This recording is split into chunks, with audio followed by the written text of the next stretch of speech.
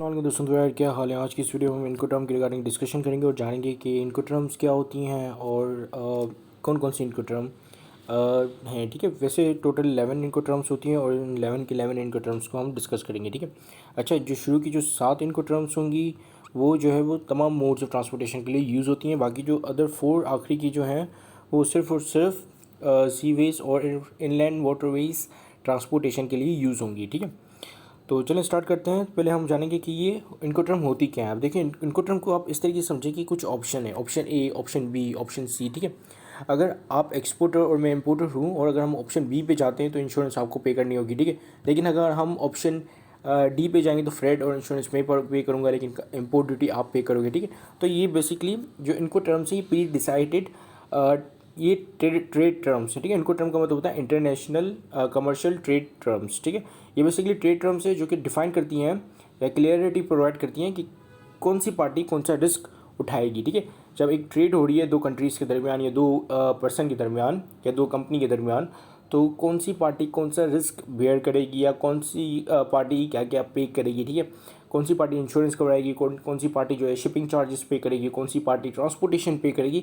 तो हर डिफरेंट इनको टर्म्स में डिफरेंट ये कॉस्ट और रिस्क और रिस्पॉन्सिबिलिटी डिस्ट्रीब्यूटेड है दो पार्टीज़ के दरमियान। ठीक है, so these are international commercial terms that tells which party bears what kind of risk in international as well as domestic trade. ठीक है, ये इनको टर्म्स सिर्फ इंटरनेशनल ट्रेड के लिए नहीं बल्कि डोमेस्टिक ट्रेड के लिए भी इस्तेमाल की जाती हैं। जिससे आपने अगर हम पाकिस्तान की बात करें तो आपने पेशावर से लेट्स सपोज की कोई माल मंगवाया और वो माल आपने जो है वो पेशावर से आपने बलूचिस्तान या कोयटा या कराची या हैदराबाद यहाँ पे आपने इंपोर्ट करवाया। ठीक है, पेशावर से, पेशावर में कोई एक्सपोर्टर था उसने एक्सपोर्ट किया। ठीक है, तो वो किसके थ्रू हो जाता है, वो मोस्टली इनलैंड ट्रांसपोर्टेशन के थ्रू जाता है, जिसको हम ट्रक रिसिप्ट कहते हैं या जिसको हम ट्रक कंसाइनमेंट नोट कहते हैं। ठीक है, तो उसके थ्रू हो जाता है। तो ये भी एक तरीके से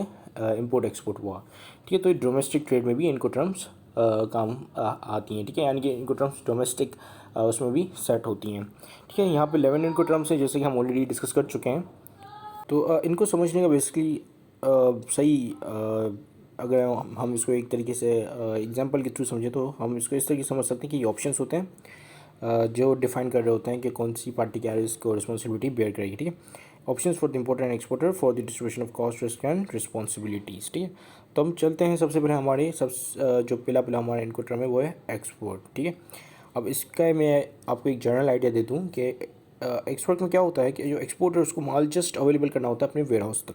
ठीक है, फिर वेयर हाउस से जो ट्रक आएगी माल लोड होगा उस पर, वहाँ से लेकर पोर्ट ऑफ लोडिंग पे, पोर्ट ऑफ लोडिंग से लेकर पोर्ट ऑफ डिस्चार्ज तक, फिर वहाँ से जो ट्रक या कोई भी व्हीकल आएगी और वहाँ से माल उठाएगी और फिर इम्पोर्टर के वेयर हाउस तक या उसकी फैसिलिटी तक पहुँचाएगी।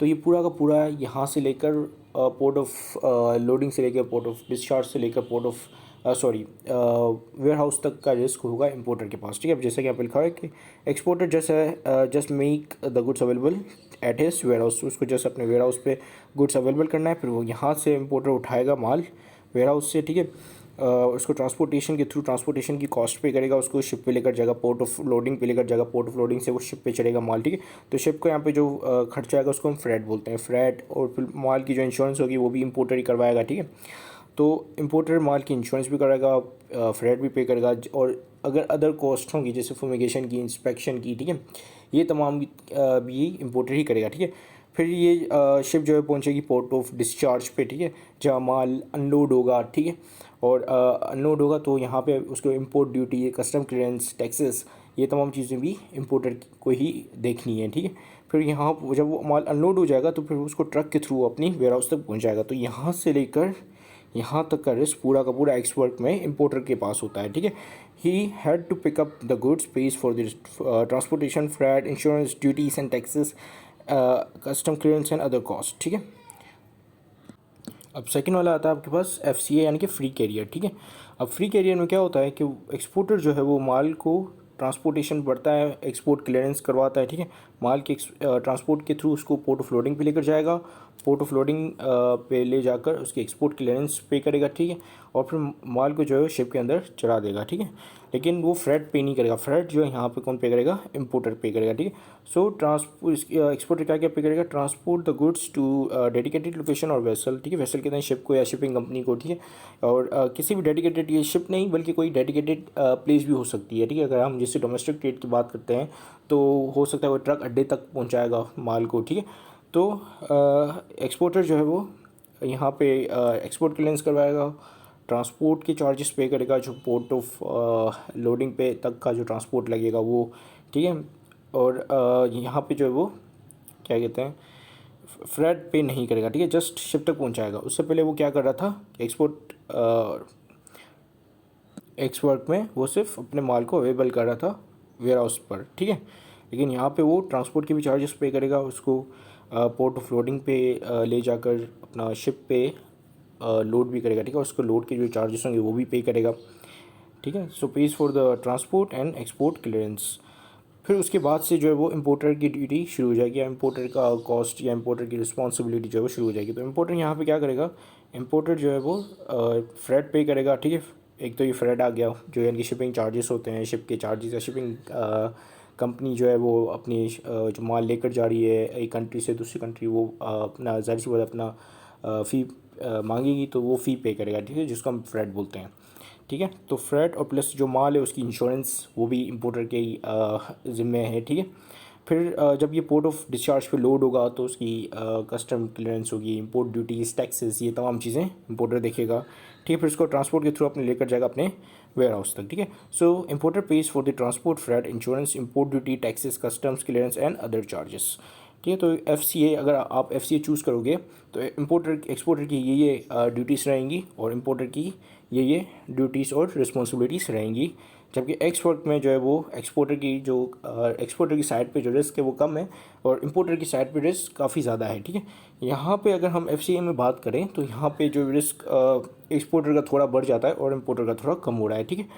अब हम आगे बढ़ते हैं आपके CPT यानी कि कैरेज पेड टू, ठीक है। अब देखो पहले क्या हो रहा था, पहले वो जो है वो लोड करा रहा था और जस्ट उसका एक्सपोर्टर का काम ख़त्म हो जा रहा था। एक दफ़ा उसने पोर्ट ऑफ लोडिंग पे पहुंचाया, एक्सपोर्ट क्लियरेंस उसने पे की, ठीक है, और उसके बाद पोर्ट को चढ़ा दिया उसने शिप पे, दैट्स इट, ख़त्म, ठीक है। लेकिन यहाँ पे वो क्या करेगा, यहाँ पे वो फ्रेट भी पे करेगा, यानी कि जो शिपिंग चार्जेस हैं वो भी पे करेगा, ठीक है। सो एक्सपोर्टर यहाँ पे transport the goods to the first carrier और vessel, shipping company pays for the transport, export clearance and freight. अब अगर आप यहाँ पे एक चीज़ नोट करो कि एक्सपोर्टर की रिस्पॉन्सिबिलिटी थोड़ी बढ़ गई पहले के मुकाबले में, ठीक है। जो पहले हमने फ्री कैरियर में देखा था तो उससे उसके मुकाबले में थोड़ी बढ़ गई। अब पहले वो फ्रेट पे नहीं कर रहा था लेकिन अब वो फ्रेट भी पे कर रहा है, लेकिन फ्रेट पे करने के बाद उसकी रिस्पॉन्सिबिलिटी खत्म हो रही है। लेकिन यहाँ पर आपने एक चीज़ नोट की होगी, लिखा हुआ है फर्स्ट कैरियर, ठीक है।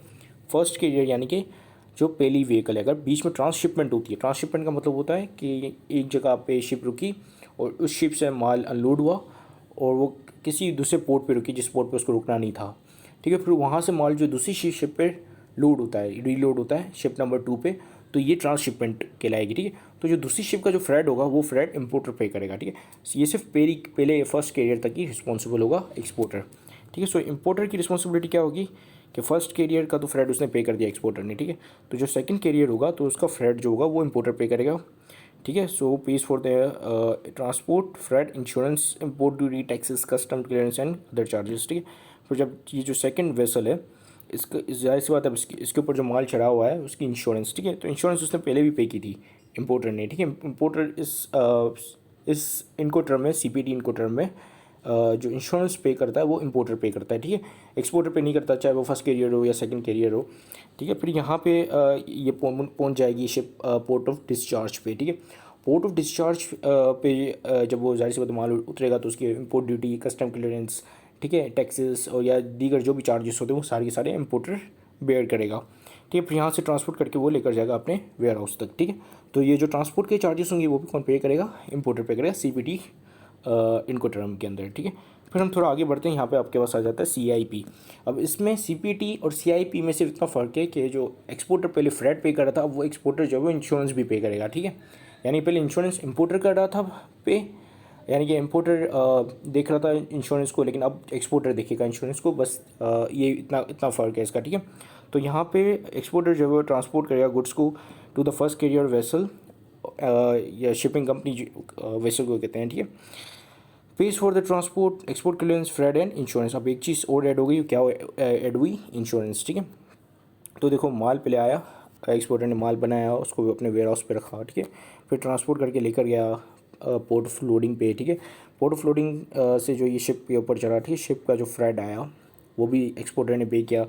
माल की ये जो माल पड़ा हुआ इसकी इंश्योरेंस हुई, वो भी कौन पे करेगा? एक्सपोर्टर पे करेगा, ठीक है। तो ये माल फर्स्ट कैरियर, लेकिन अगर फर्स्ट कैरियर से शिफ्ट होता है सेकंड कैरियर तक, तो जो सेकंड कैरियर अगर ट्रांसशिपमेंट होती है, जो हम पहले बात कर चुके हैं ट्रांसशिपमेंट पे, तो जो सेकंड कैरियर पे आएगा तो यहाँ के जो फ्रेड होगा, सिर्फ यहाँ का फ्रेड जो है वो कौन पे करेगा? इंपोर्टर पे करेगा, ठीक है, क्योंकि इंश्योरेंस ऑलरेडी हो चुकी है इस माल की, ठीक है। तो फिर ये पोर्ट ऑफ डिस्चार्ज पे आएगा। पोर्ट ऑफ डिस्चार्ज पे जो इंपोर्ट ड्यूटीज़ वगैरह, टैक्सेस वगैरह, कस्टम क्लियरेंस, ये सब को सब ये सब की सब चीज़ें जो हैं वो इंपोर्टर देखेगा। फिर यहाँ से ट्रांसपोर्ट करके वो लेकर चले आएगा माल को अपने वेयर हाउस तक, ठीक है। तो ये था आपका CIP। अब हम बात करते हैं DAP, डिलीवरेट एट प्लेस। अब ये जो DAP इनको टर्म है, इसमें एक्सपोर्टर जो है हर चीज़ पे करता है सिवाय इंपोर्ट ड्यूटीज़ के, ठीक है। इंपोर्ट ड्यूटीज़ और फर्दर जो ट्रांसपोर्टेशन होती है पोर्ट ऑफ डिस्चार्ज से लेकर इंपोर्टर के वेयर हाउस तक की, वो उसे छोड़ के और इंपोर्ट ड्यूटीज़ को छोड़ के बाकी हर चीज़ पे कर रहा होता है, ठीक है।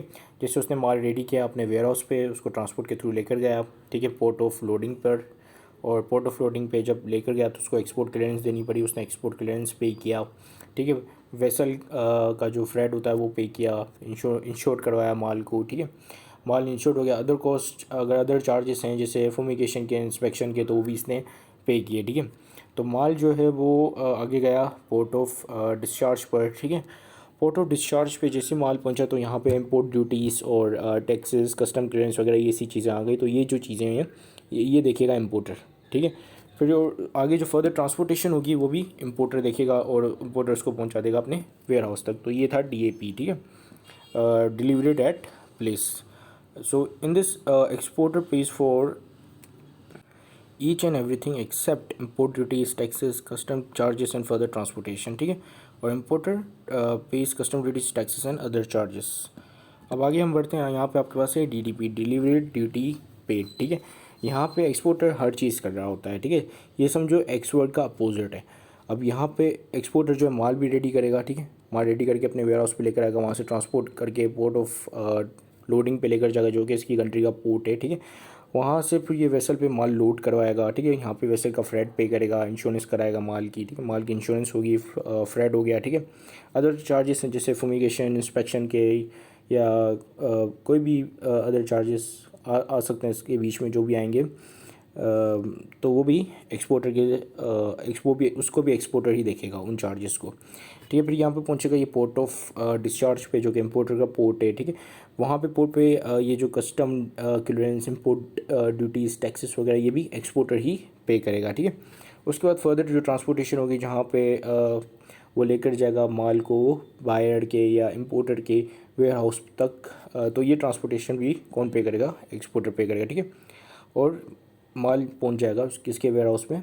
इंपोर्टर के वेयर हाउस में। सो इंपोर्टर को किसी चीज़ की टेंशन लेने की ज़रूरत नहीं है अगर वो DDP इनको टर्म के थ्रू ट्रेड करता है। तो इसमें वो जस्ट बैठा रहेगा चिल अपने वेयर हाउस पे या अपने स्टोर पे, और उसको बैठे बैठे माल मिल जाएगा, ठीक है। सो DDP में DDT इनको टर्म में जो है एक्सपोर्टर सारा रिस्क जो है वो उठाता है एक्सपोर्टर, इंपोर्टर को बैठे बैठे माल मिल जाता है, ठीक है।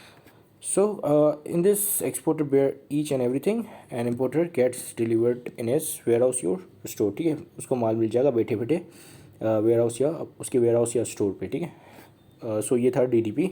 अब आगे बढ़ते हैं, आगे आपके पास है DPO, डिलीवरेड एट प्लेस अनलोडेड।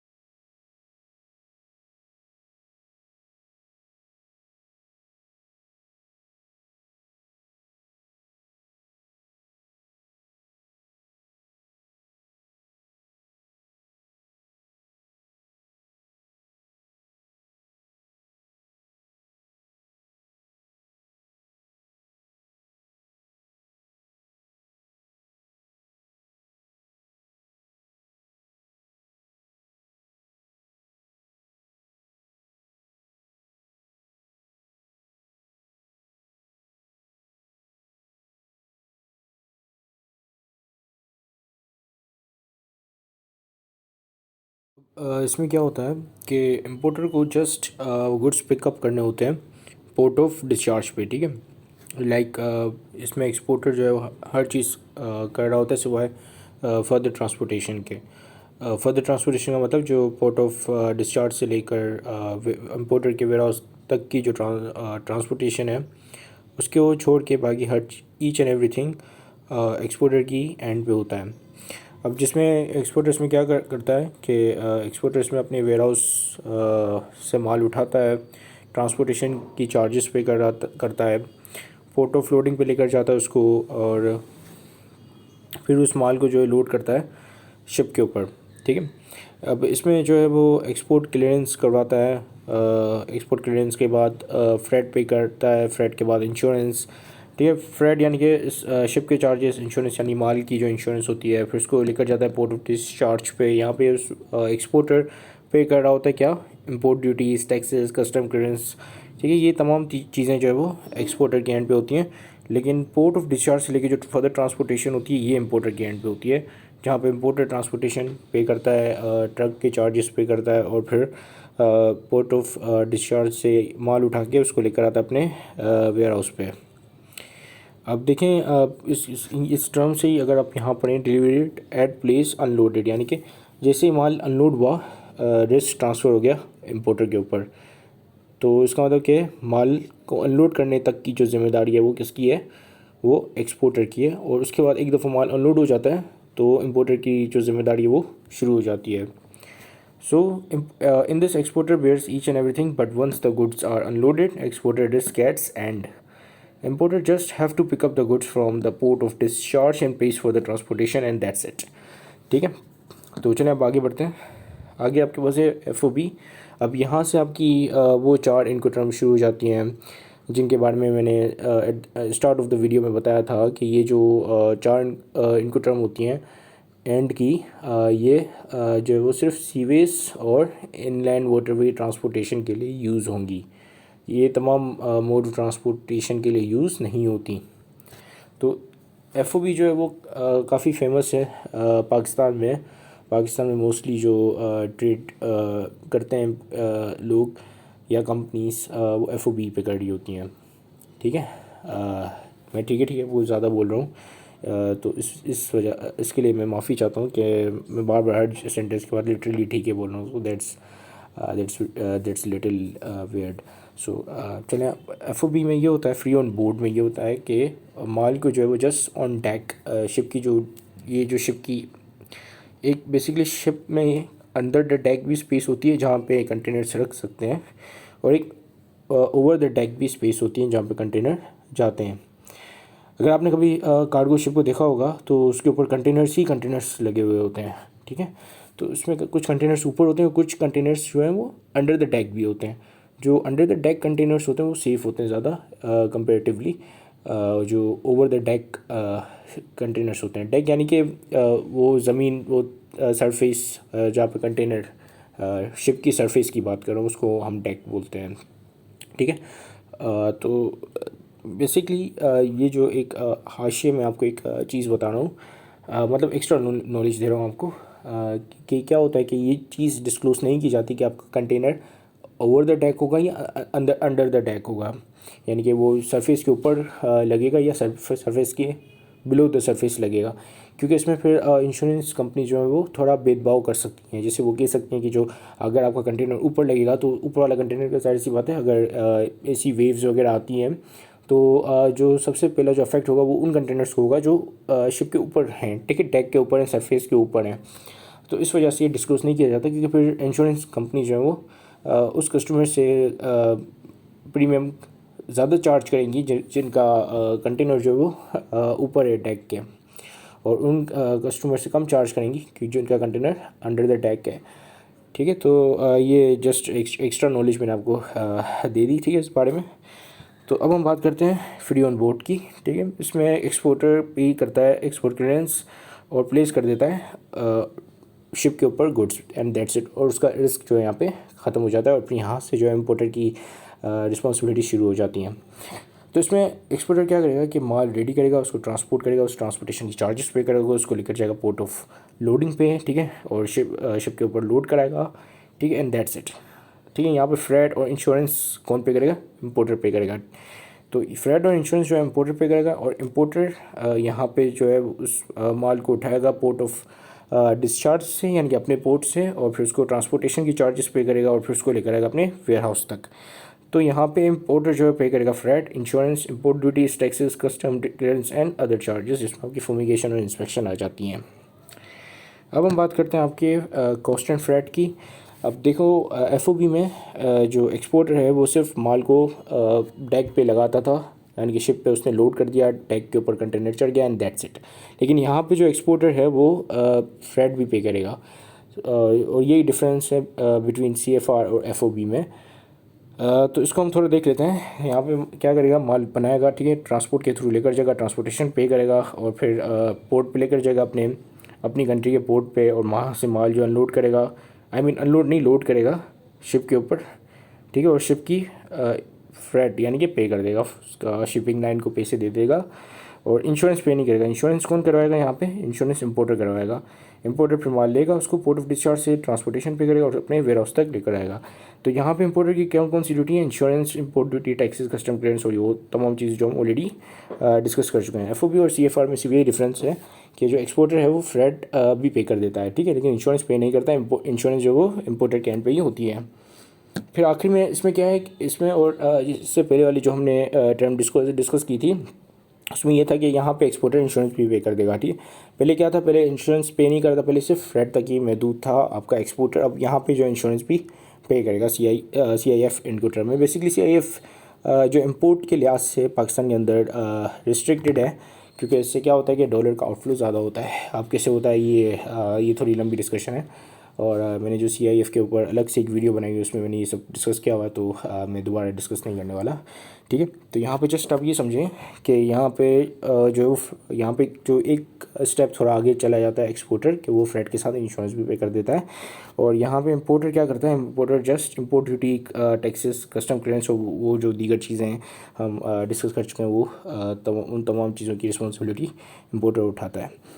तो यहाँ पे एक्सपोर्टर जो है वो माल तैयार करेगा, उसको ट्रांसपोर्टेशन के थ्रू ट्रांसपोर्ट के चार्जेस पे करेगा, उसको पोर्ट ऑफ लोडिंग पे लेकर जाएगा, पोर्ट ऑफ लोडिंग से माल चढ़ेगा, ठीक है, फ्रेट पे करेगा, इंश्योरेंस पे करेगा, ठीक है, माल की, और फिर ये माल पहुँच जाएगा आपका सीधा पोर्ट ऑफ डिस्चार्ज पे। पोर्ट ऑफ डिस्चार्ज से जो ट्रांसपोर्टेशन होगी, अच्छा, पोर्ट ऑफ डिस्चार्ज पे यहाँ पे क्या कौन कौन सी चीज़ें आएंगी? Import duty, taxes, clearance, custom clearance, ठीक है, और यहाँ पे आपके पास आएगी एक्सपोर्ट क्लियरेंस। अगर मैंने पिछली कुछ टर्म्स में एक्सपोर्ट क्लियरेंस के बारे में बताना भूल गया हूँ, तो याद रखना कि पोर्ट ऑफ लोडिंग पे एक्सपोर्ट क्लियरेंस भी होती है, ठीक है, जो कि एक्सपोर्टर पे करेगा, सिवाय एक्सवर्क और सिवाय एक्सवर्क में वो एक्सपोर्टर पे नहीं करता एक्सपोर्ट क्लियरेंस, ठीक है। तो फिर वो ट्रांसपोर्ट के थ्रू लेकर जाएगा अपने वेयर हाउस तक। और this is it. Thank you much for watching this video. Have a great day and अल्लाह हाफिज़।